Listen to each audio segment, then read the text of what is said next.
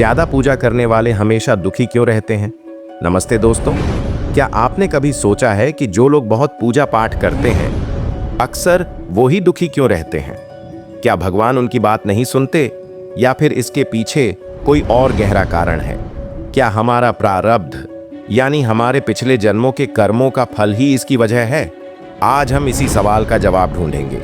Video को आखिर तक जरूर देखिएगा क्योंकि मैं आपको कुछ ऐसी बातें बताने वाला हूं जो शायद आपके सोचने का तरीका ही बदल दें। चलिए शुरू करते हैं। हमारे समाज में यह धारणा बहुत प्रचलित है कि जो जितना ज्यादा पूजा पाठ करेगा भगवान उस पर उतना ही खुश होंगे और उसे सुख शांति मिलेगी। लेकिन अक्सर हम देखते हैं कि ऐसा होता नहीं है।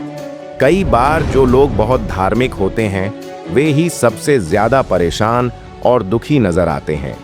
तो आखिर ऐसा क्यों होता है? इसका एक मुख्य कारण है प्रारब्ध। हमारे शास्त्रों के अनुसार हमारे जीवन में जो भी सुख दुख आते हैं वे हमारे पिछले जन्मों के कर्मों का फल होते हैं, जिसे हम प्रारब्ध कहते हैं।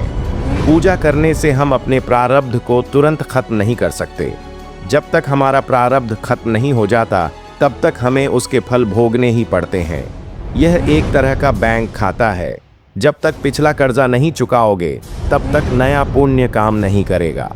पूजा हमें इस प्रारब्ध को सहने की शक्ति देती है, लेकिन इसे पूरी तरह से मिटा नहीं सकती। दूसरा कारण है उम्मीदें और अपेक्षाएं। जब हम बहुत ज़्यादा पूजा करते हैं तो हमारे मन में यह उम्मीदें पलने लगती हैं कि अब भगवान हमारी हर इच्छा पूरी कर देंगे। हम भगवान को एक सौदागर की तरह देखने लगते हैं। हम भक्ति देते हैं और बदले में सुख और सफलता की उम्मीद करते हैं। जब हमारी उम्मीदें पूरी नहीं होती तो हमें बहुत दुख होता है और हम भगवान से निराश हो जाते हैं। तीसरा कारण है गलत सोच और बाहरी दिखावा। कई लोग पूजा सिर्फ इसलिए करते हैं ताकि वे दूसरों की नज़रों में अच्छे दिखें या फिर अपनी समस्याओं को सिर्फ पूजा से ही हल कर सकें।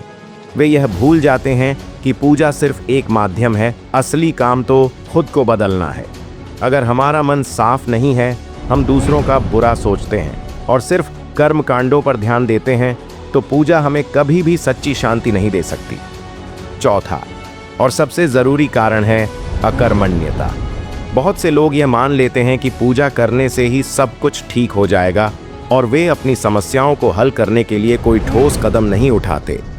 वे मेहनत करने की बजाय सिर्फ भगवान से प्रार्थना करते रहते हैं। यह एक बहुत बड़ी गलती है। भगवान ने हमें कर्म करने की शक्ति दी है और बिना कर्म किए सिर्फ पूजा करने से कोई फल नहीं मिलता।